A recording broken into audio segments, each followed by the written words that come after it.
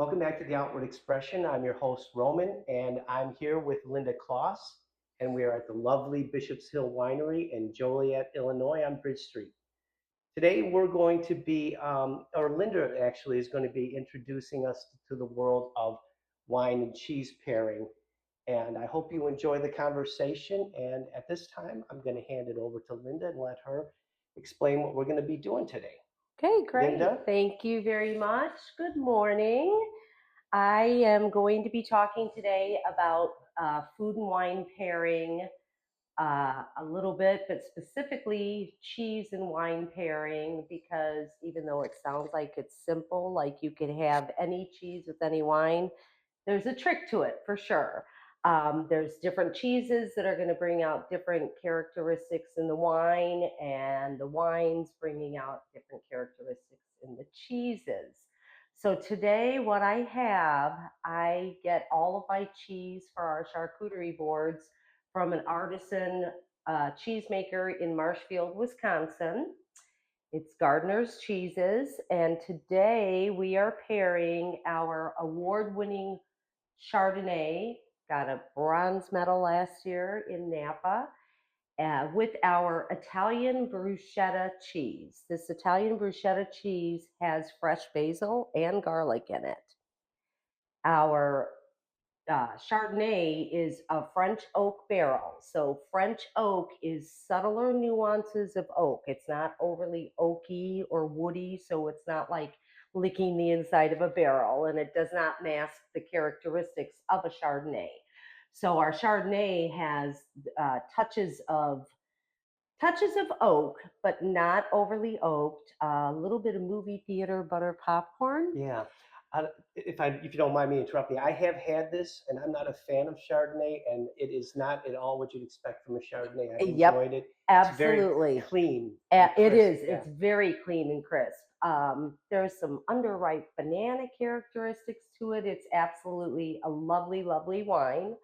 And with the cheese, it's not going to be overbearing with the garlic, but that fresh basil, that herbaceousness of the basil just kind of picks up all of the characteristics of the Chardonnay, and it's a wonderful, wonderful pairing. Absolutely love it. I'm going to save my favorite for last because this one is wild. What happens with the wine? Okay. Here we have an aged Gouda with our Sauvignon Blanc. Now, Sauvignon Blancs can have different characteristics, obviously, depending on what country they come from. New Zealand is known for Sauvignon Blanc production, and they're very grapefruity, very grassy, and high in acidity in New Zealand. California Sauvignon Blancs are going to be much lower acidity, but still has those citrus characteristics. And it really picks up a creamy texture with the aged Gouda, because the aged Gouda is creamy to begin with, and it has like a nutty flavor to it. And it comes out even more when you have a sip of the Sauvignon Blanc. And so the acidity in this Sauvignon Blanc mellows out with the creaminess of the cheese and actually makes like a creamy texture. And it's absolutely wonderful. My favorite pairing is our Marble Blue Monterey Jack combination. This is paired with our rosé. Our rosé is made with 100% Tempranillo. Tempranillo is a Spanish grape of origin, and actually, the word temprano means early ripening. So this is an early ripening grape that often has dark tart cherry characteristics to it. And the Tempranillo wine actually has like a sweet tobacco characteristic to it. But when it's made in rosé form, then it takes on strawberry, like sun ripened strawberry. And I one day thought, I'm going to try the rosé with the blue cheese. And I couldn't believe it because when I took a bite of the blue cheese Monterey Jack combination and then took a sip of the rosé, the finish was strawberry bubblegum. I kid you not. Wow. And then I had the all the staff try it and they all All got that agreed. strawberry bubblegum finish. Oh, that's It was interesting. pretty That's insane. that is yeah. It was really, really insane. The fact that it's blue cheese, it Exactly. kind of Exactly. well, we're on the subject of the blue cheese. Can you? A lot of people are intimidated by it, and Hmm. for good reasons because they tend to be a bit assertive. Yeah. And this being from what's the name of Gardner. Gardner that they make the cheese. Hmm. How would you describe this particular? Because it doesn't appear to be crumbly like you No, expect with it's like a not Camembert. at all because it is blended with Monterey Jack. Okay. And I'm glad you brought that up because I've had a couple of customers when I put this out on the charcuterie board, they're like, oh, I don't like blue cheese. And I said, this is not as pungent as a straightforward blue cheese at all because it is made with the Monterey Jack, which kind of reminds me of a Gouda because it's creamy and it's buttery Hmm. and nutty. And so the Monterey Jack part really just kind of lowers the level of that pungency Hmm. of a straight blue cheese, and they ended up liking it. Okay, good. Yeah. I was hoping you'd have some thoughts on that because, like I said, and a lot of people are intimidated, and myself included. I've ordered steaks with blue The cheese blue sauce, cheese on. Mm, and it's like, wow, yeah, it's just yeah, a little bit too much. But yeah.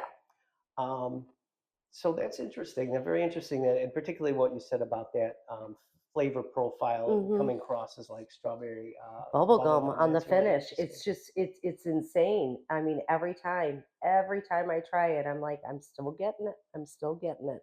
Okay. So Bishop's Hill offers a lot of things. It's not just a place where you come to drink wine. So Linda, maybe you could tell us a little bit about what other things you do here, like um, you do The wine the dinners. wine dinners and Sure, so forth. sure.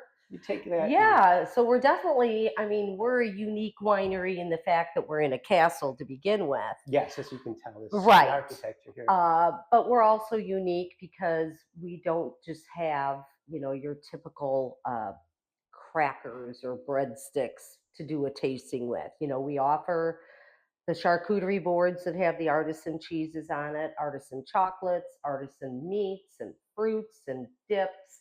But we also, offer very good pizzas and fresh baked baguettes. I do my salsa homemade fresh every Yes, week. it's very good. I make olive tapenade fresh every week.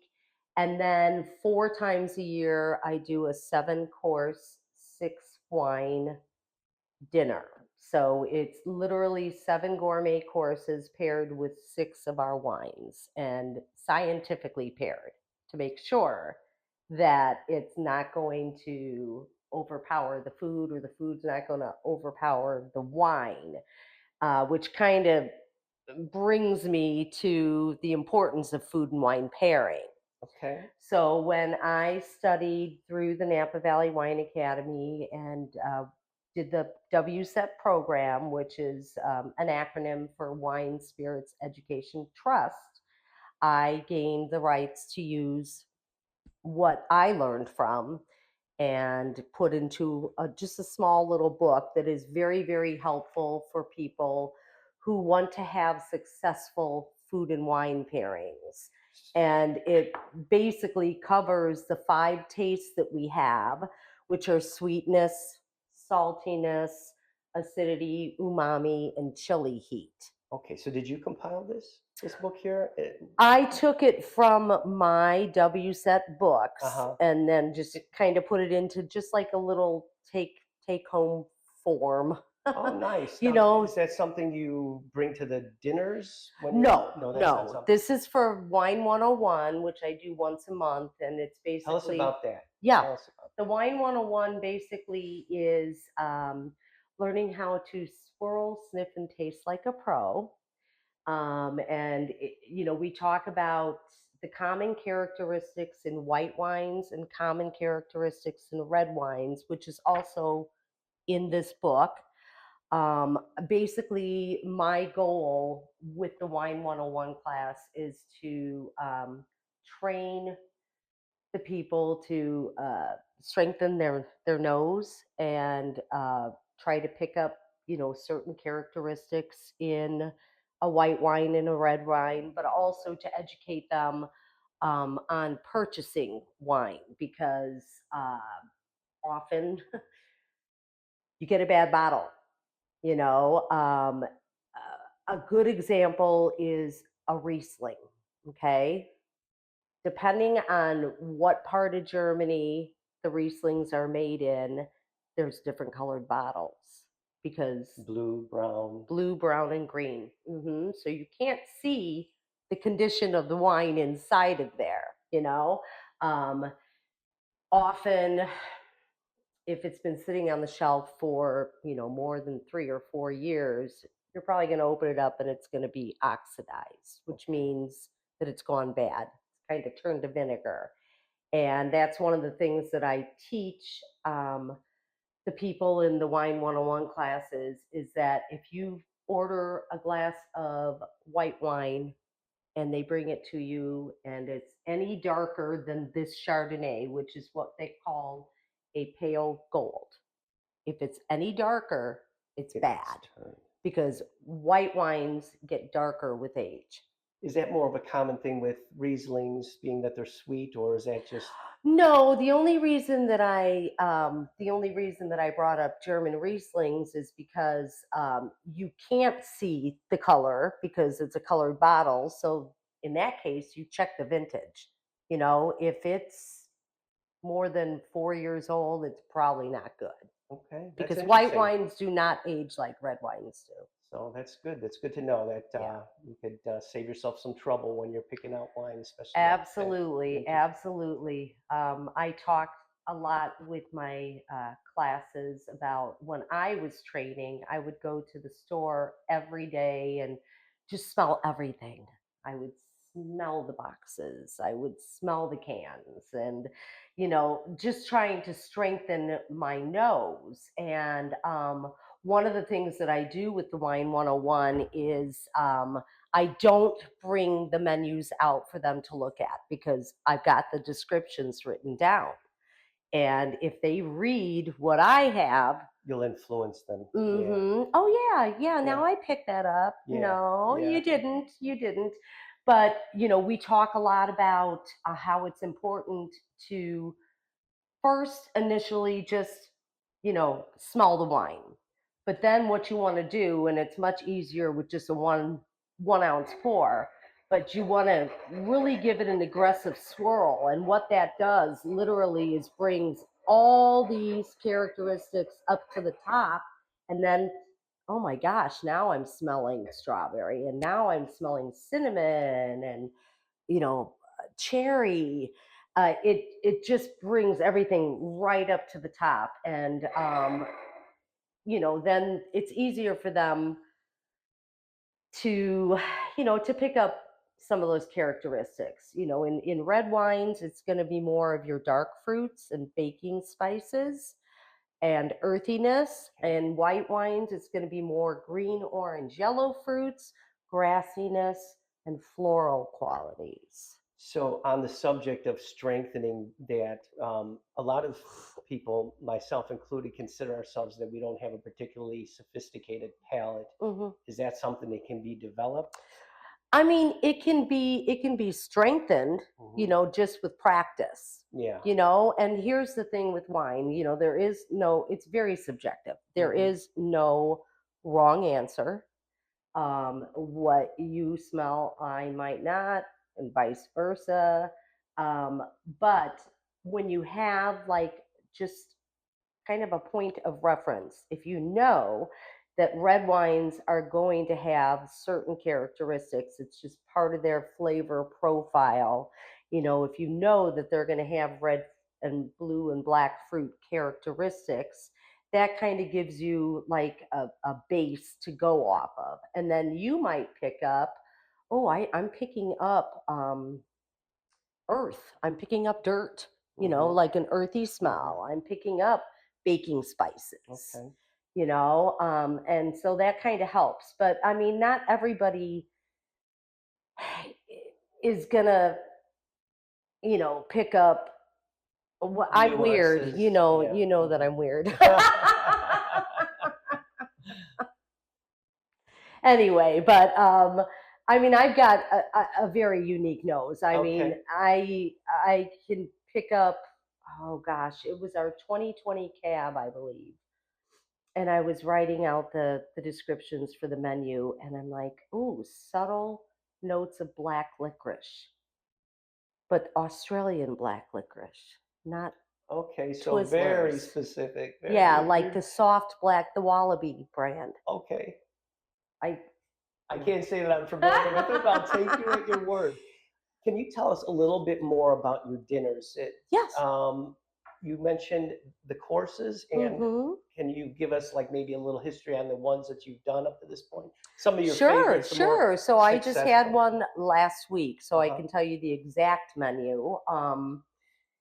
The appetizer was a sweet potato crostini with a date, bacon, rosemary, caramelized onion compote on top. And so you have the savoriness of the oh my gosh, rosemary, the saltiness of the bacon, the sweetness of the dates on top of the sweet potatoes. So is this your own recipe, or Yeah, I okay? kind of Because I made it say up. that is really, yeah, I that's made it up. really that's pretty funky. I like that. And then because it was rich and had just like the right amounts of saltiness in it and sweetness, I actually paired it with our Tempranillo, Okay. which is what made the rosé.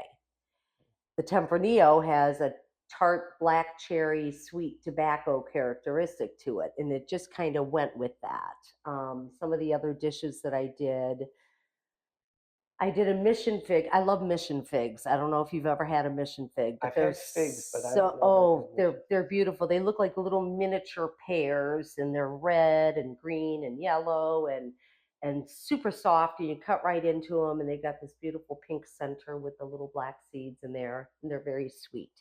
So I actually did a salad with uh, some bitter greens in there to kind of offset the sweetness of it, and feta cheese and toasted almonds, and then I did like a balsamic glaze vinaigrette that I made, for the salad. And that was paired with our rosé because our rosé tends to go with any kind of spring salad. Okay, so the rosé and the Tempranillo, although the rosé is derived from the Tempranillo, they're two Hmm. different things. Yes, And yes. how do you come to a rosé from a Tempranillo? Is it different handling, different process? So I'm glad you asked that because I love to talk about semi-carbonic maceration. Well, who knew that was coming?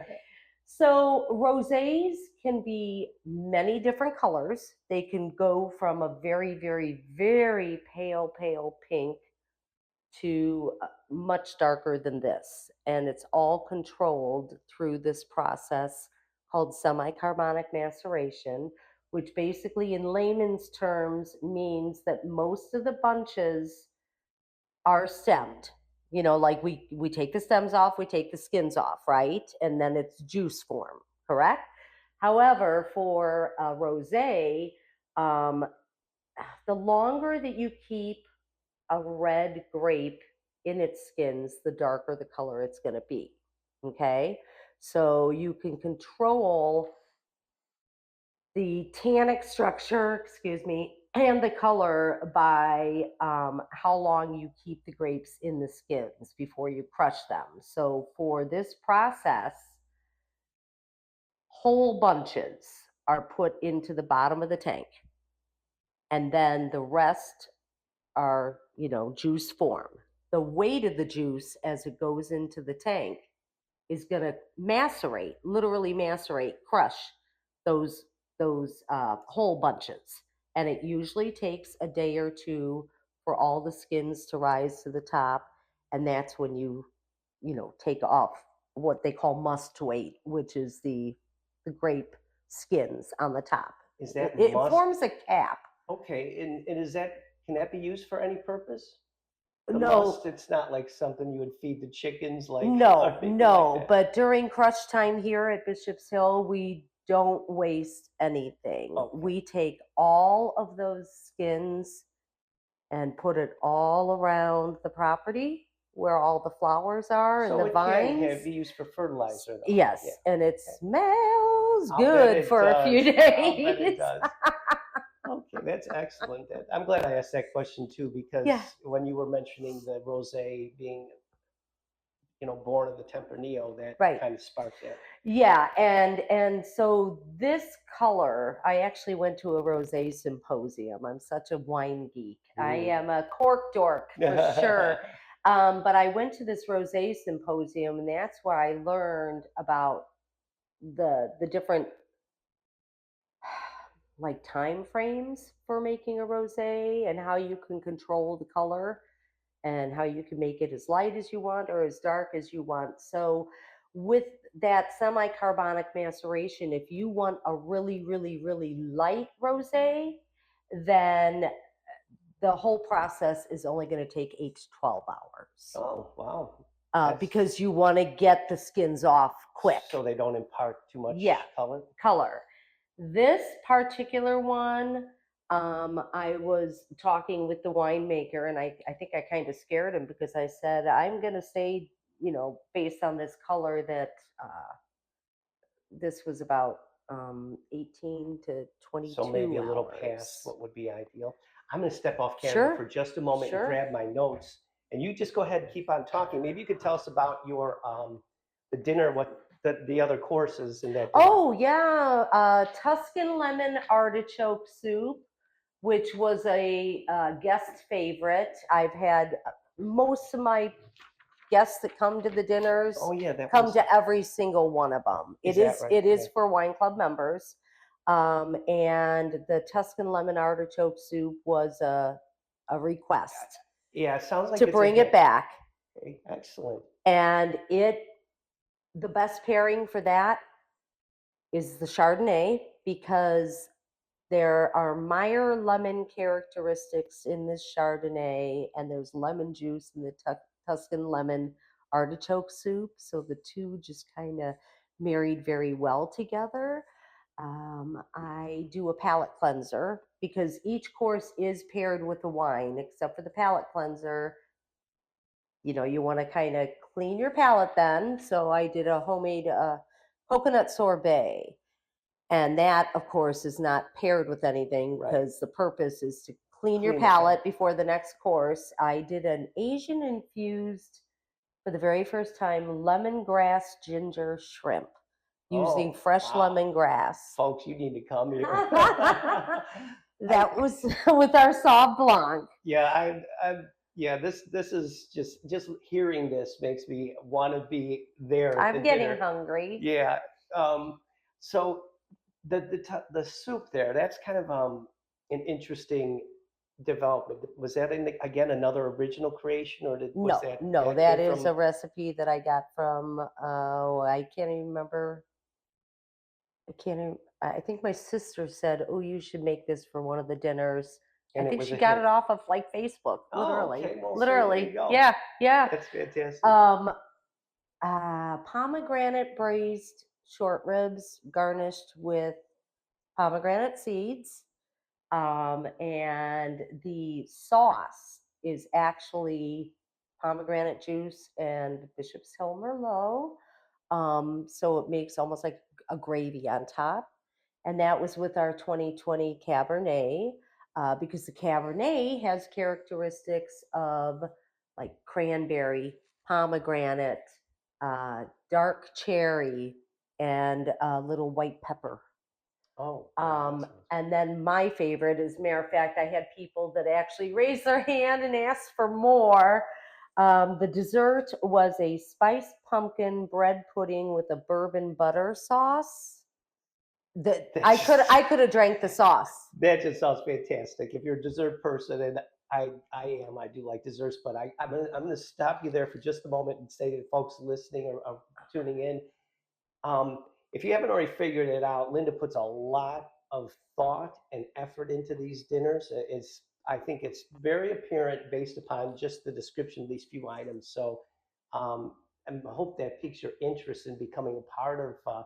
Is there room for more members in your wine club, Oh or gosh, is yes. there plenty of room? Okay, do you Oh hear yeah. that, folks? Oh yeah. So maybe tell us a little bit about the wine club itself. Is there a Yeah. lot to know about that? So it's $20 a month for one bottle or $40 a month for two bottles. And we're different from a lot of wineries that actually pick the bottles for you.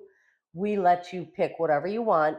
You don't have to come every month to pick it up. You can let it build up. We have a lot of people that do that. Uh, it's 10% off every time you come in, even if you're just getting a glass of wine, it's 10% off.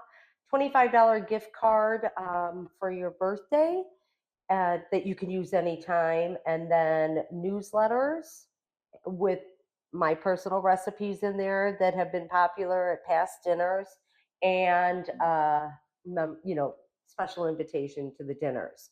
It's crazy because we've been open for 4 years. I started doing these dinners 3 years ago, and I had 7 people at the first dinner, and it has grown to where I have to cut it off at 30 people, and I have people on a waiting list.